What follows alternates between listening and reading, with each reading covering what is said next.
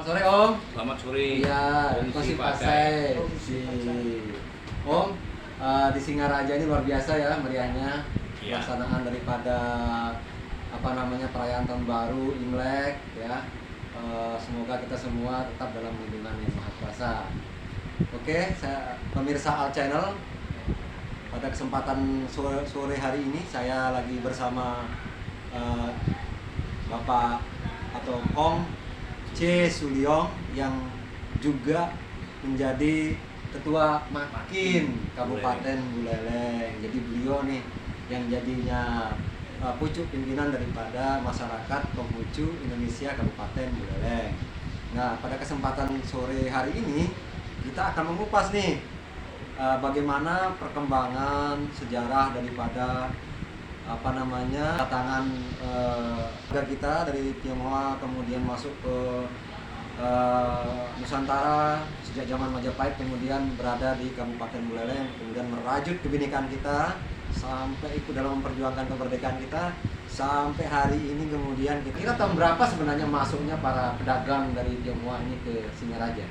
Disebutkan ya. Sebetulnya pedagang-pedagang dari Cina masuk ke Indonesia itu sudah sejak zaman dinasti Han juga, termasuk mungkin pada zaman Majapahit sudah ada kerjasama. Makanya istilah Wali Songo itu pun ada keturunan Cinanya itu di Indonesia, dan sampai sekarang pun masih ada dikenang di Jawa.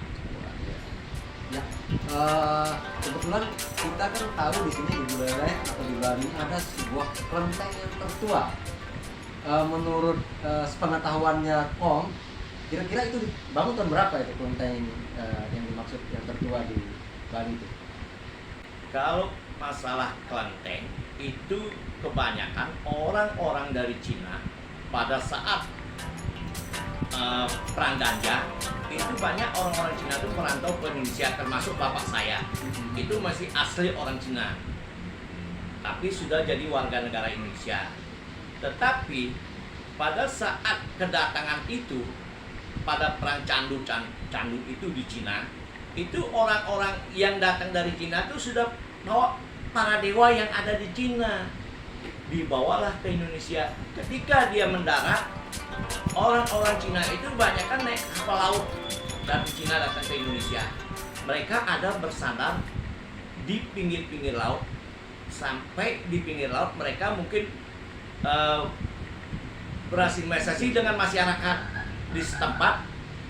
Nah, karena pada saat itu mungkin di Indonesia ini masih banyak tanah-tanah yang kosong, penduduk masih berkurang. Mereka akhirnya berkomunikasi dengan masyarakat setempat untuk membuat suatu tempat ibadah.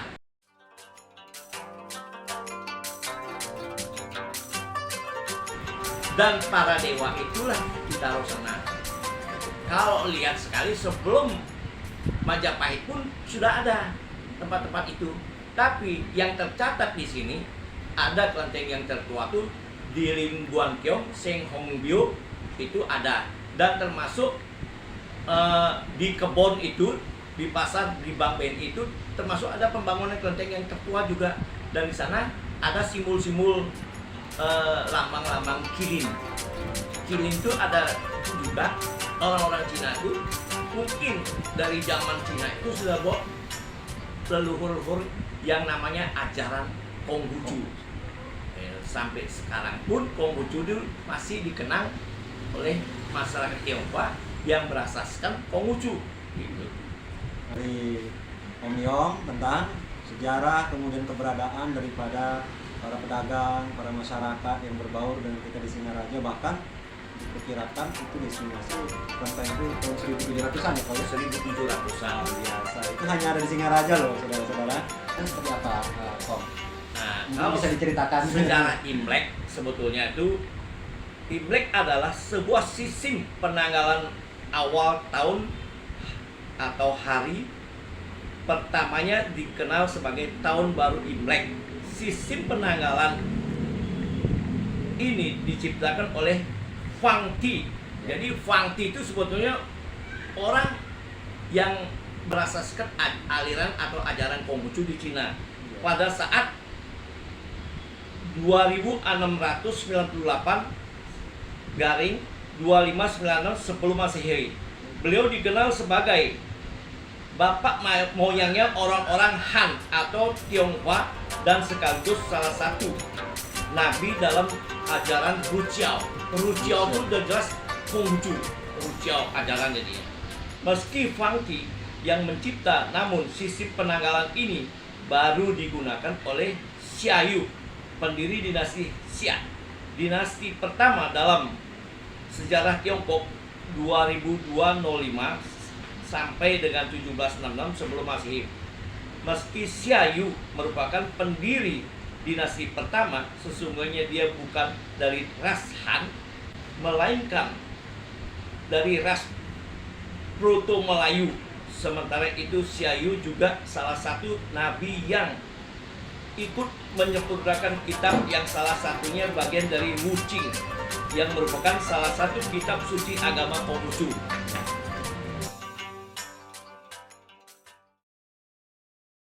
Om, yang ada nggak perbedaan atau kesamaan daripada perayaan Imlek yang ada di negeri asal dengan yang ada di Nusantara? Nah, tapi kita pakai sistem yang ada di Indonesia. Karena Konghucu kan diakui di Indonesia. Ya. Kita tidak boleh bawa asas yang ada di Ya. Cina. Istimewaannya kira-kira apa kalau di Nusantara ini perayaannya? Perayaan yang di Nusantara istimewanya simbol-simbolnya mungkin beda. Oh, Mungkin di sana di Indonesia ada pakai sisinya ayam, samsing namanya. Samsing, ya. Terus pakai buah-buahan, tebu dan kertas merah gitu. Dan warna-warna semua pada saat tahun baru Imlek, ciri-cirinya itu yang paling menonjol itu merah. Merah pun ada artinya.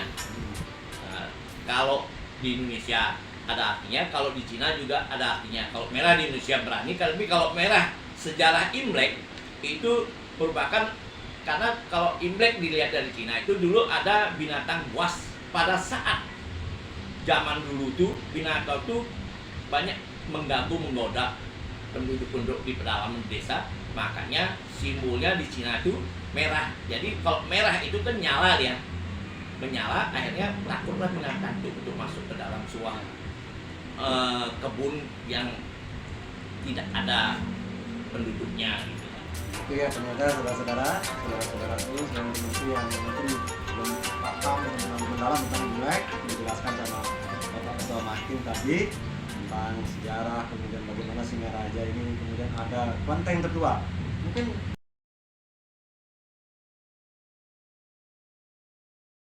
ini nggak pesan-pesan Imleknya nggak kepada saudara-saudara kita yang sedang merayakan atau kemudian kepada kawan-kawan yang lain? Pesan-pesannya ya, kami sebagai Makin di dalam perayaan Imlek ini pada jatuhnya pada tanggal 22 Januari, pesannya di dalam pembaharuan, berbaharuilah diri kita sendiri. Dan dalam pembaharuan ini mungkin perbuatan yang baik, dharma kepada umat yang ada di seluruh Indonesia, bukan pada umat Konghucu aja, tapi Umat. masyarakat Indonesia. Oke, itulah sedikit kupasan wawancara kita mengupas Imlek. Nanti kita ketemu dalam edisi yang lain mungkin. Sekali lagi, mari kita ucapkan selamat hari raya Imlek. Kongsi Pajai.